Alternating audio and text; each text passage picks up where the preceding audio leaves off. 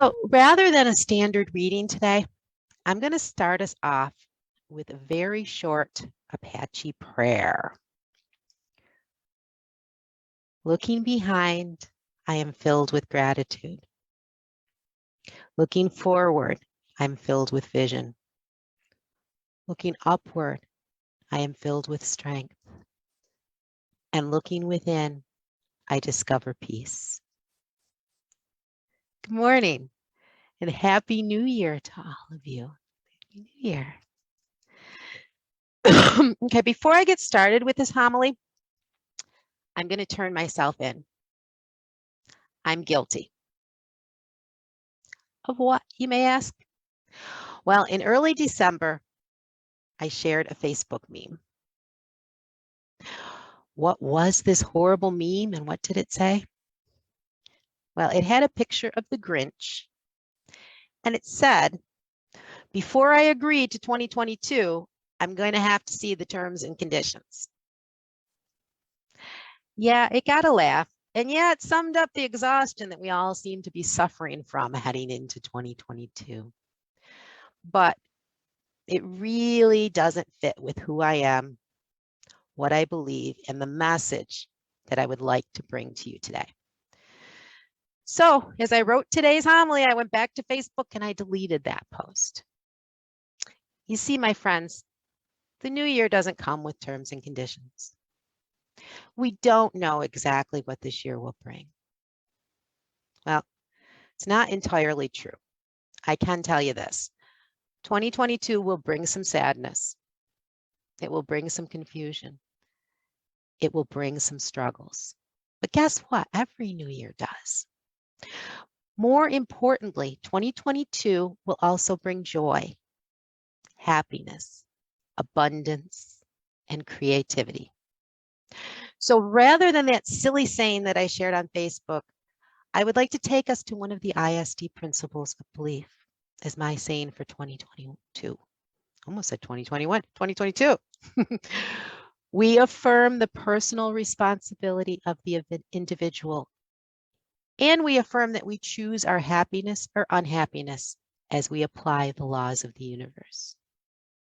It's our responsibility to decide how 2022 will turn out. The energy that we put in is the energy that will be mirrored back to us.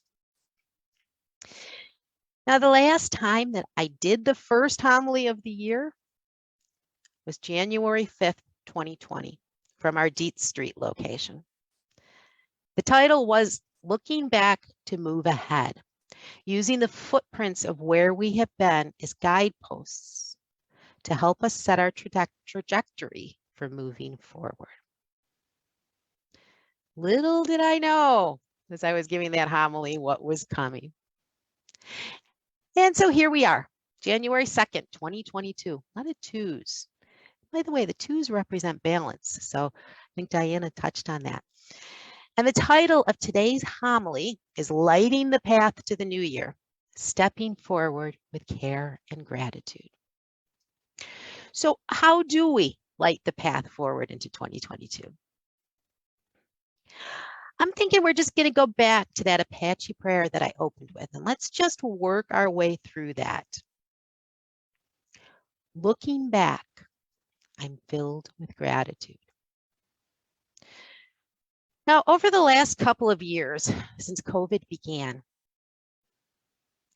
I started to feel as if we're being ushered into a new era, a new and amazing time in history. But I have a hard time wrapping my head around COVID. And that started me wondering, if we were on the brink of a new era and also in the midst of a pandemic, could that be some kind of timeline marker? Were other eras in our past also heralded by pandemics? So I researched. And I found out that the Middle Ages began with the collapse of the Roman Empire and the first recorded plague pandemic, the Justinianic plague. Don't try and say that 3 times fast. One of the most deadly plagues in history, and it led us from antiquity into the Middle Ages.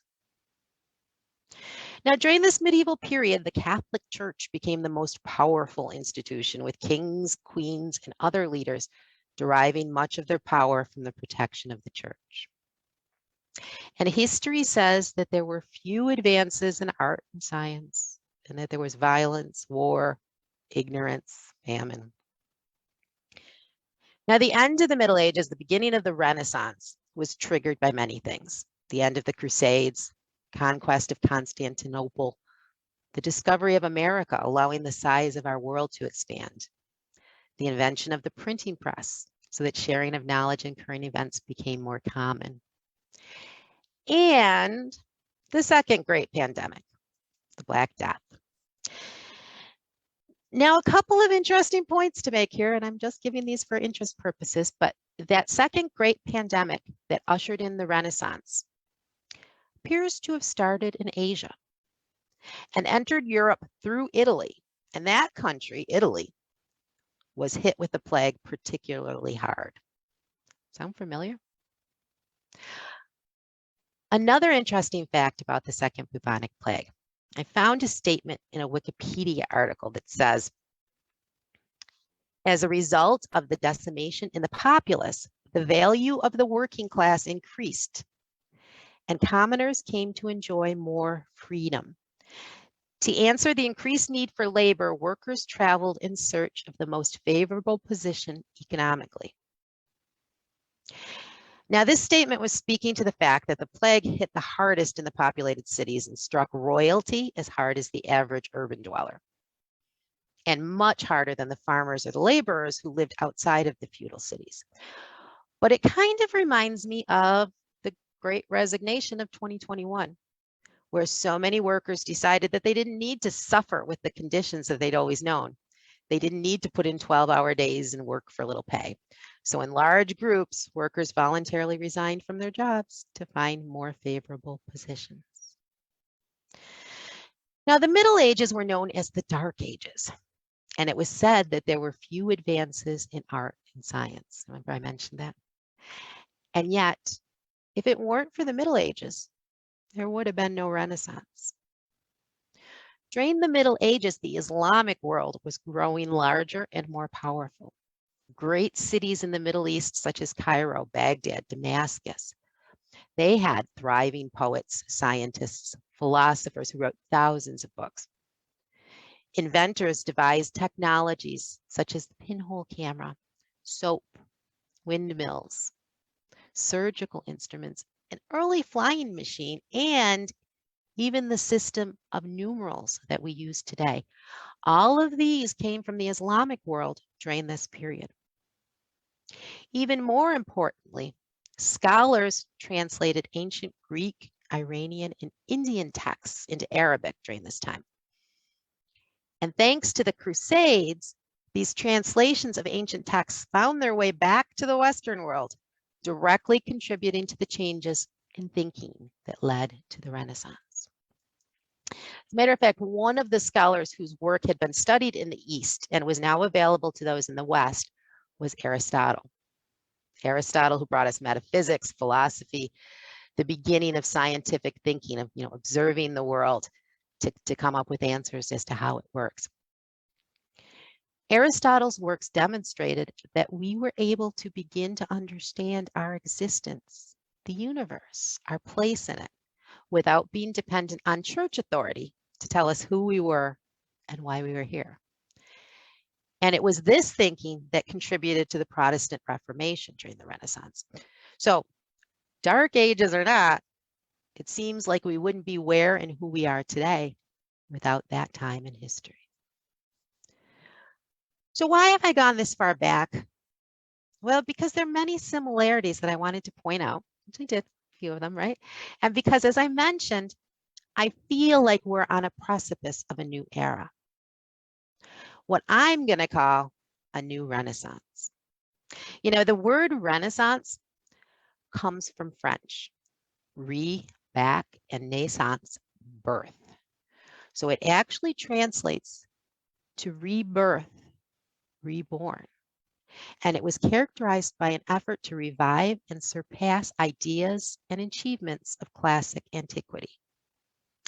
And it's also what my name means too, in case anybody cares.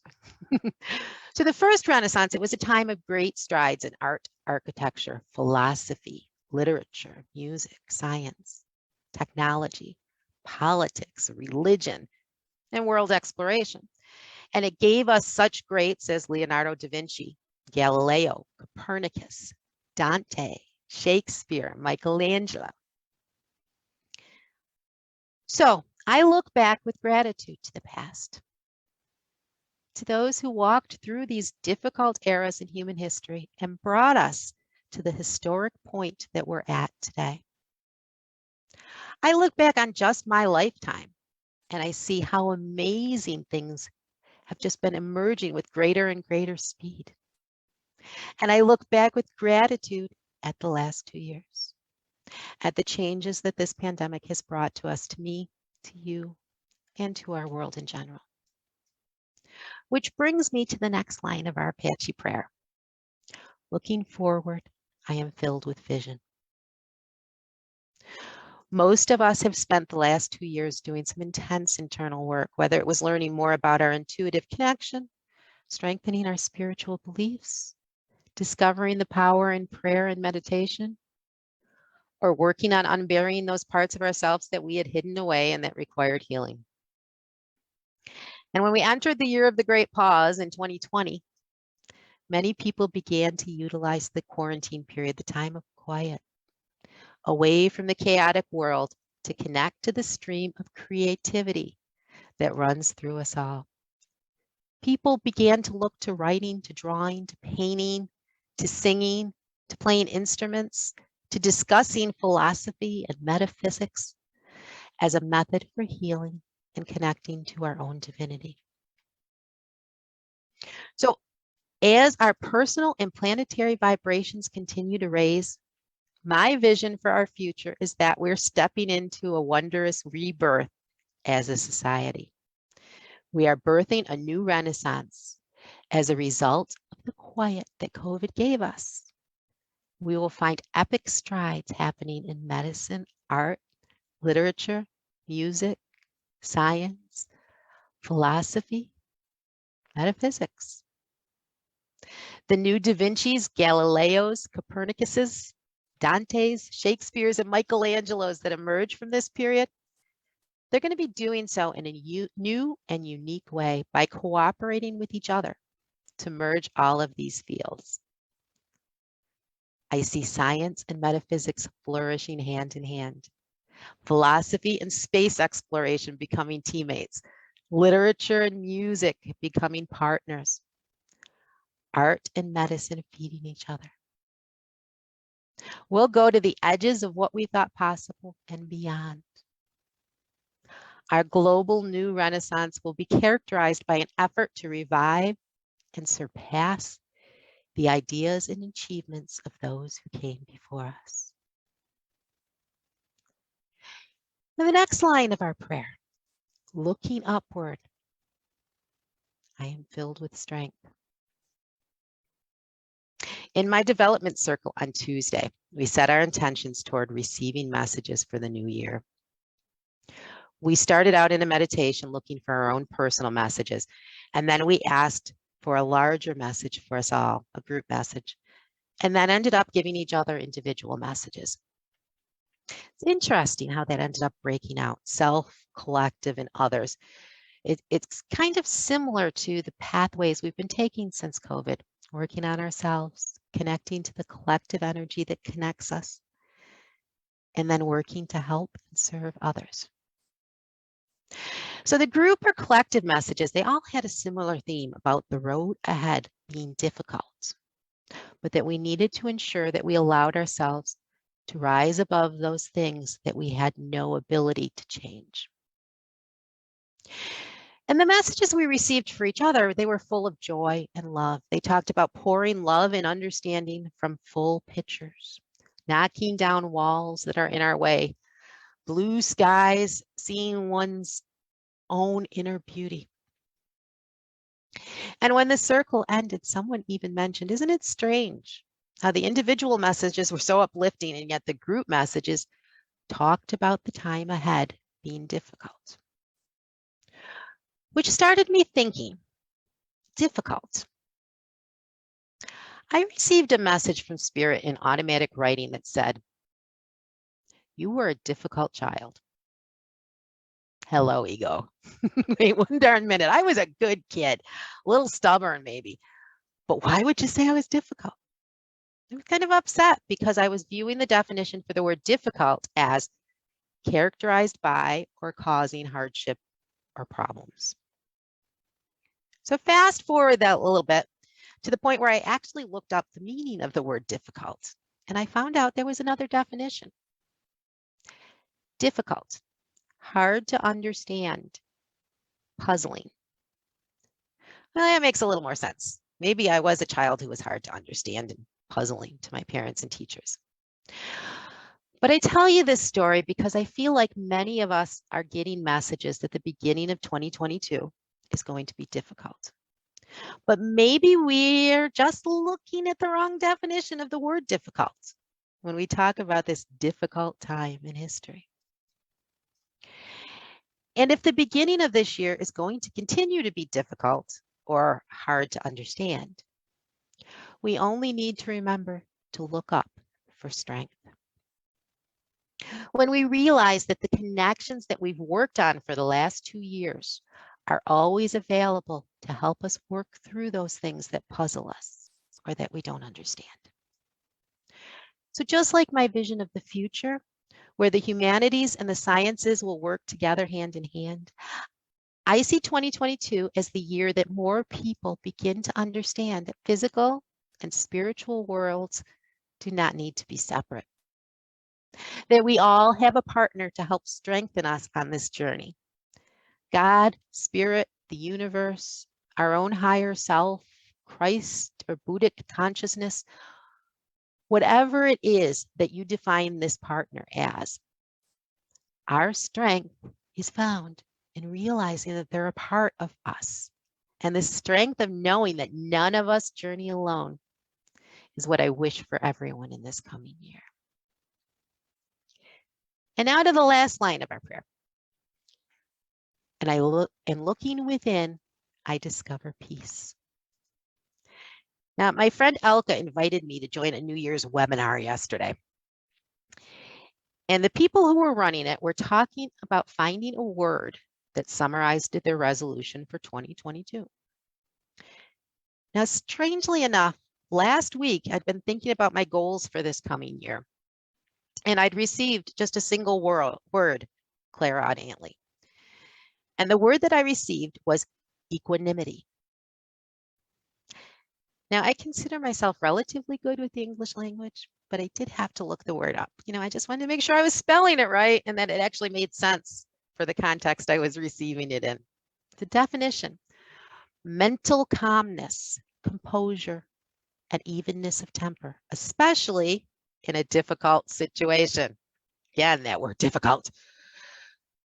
But equanimity is the word that I will try to embody in 2022. Finding the mental calmness and composure to step into joy this year, regardless of what happens around me. And I'm going to pose to you that this idea of finding a word that you want to embody for the coming year, that may be a new form of New Year's resolutions. What is your word? Is it gratitude, grace, joy, love? Look within yourself and find that inner word that you wish to embody in 2022. And keeping that word as your guidepost and knowing that you're doing your best to live it will go very far in cultivating inner peace. And the last thing that I wanted to touch on today is, again, a word. We've got a lot of words, right? A word that I received very strongly when I was creating this homily. And the word is careful. Moving forward with care. Honestly, we didn't wake up yesterday or today with all of the outside chaos calmed. We're in a period of change where society's infections continue to rise to the surface. Why? No, so they can be healed. So there will continue to be things happening around us that are difficult or hard to understand. But as one of the group messages in my circle said, we have the ability to rise above the bumps in the road. The key is in understanding that our job is to work on those things that are within our power and to not let ourselves be sidetracked by the things that don't belong to us. So maybe that Apache prayer is one that we can use as a mantra during 2022. So I'm going to close the same way that I opened, and I'm going to repeat it for you one last time. Looking behind, I am filled with gratitude. Looking forward, I am filled with vision. Looking upward, I am filled with strength. And looking within, I discover peace. I wish you all such a blessed and bright 2022. Thank you.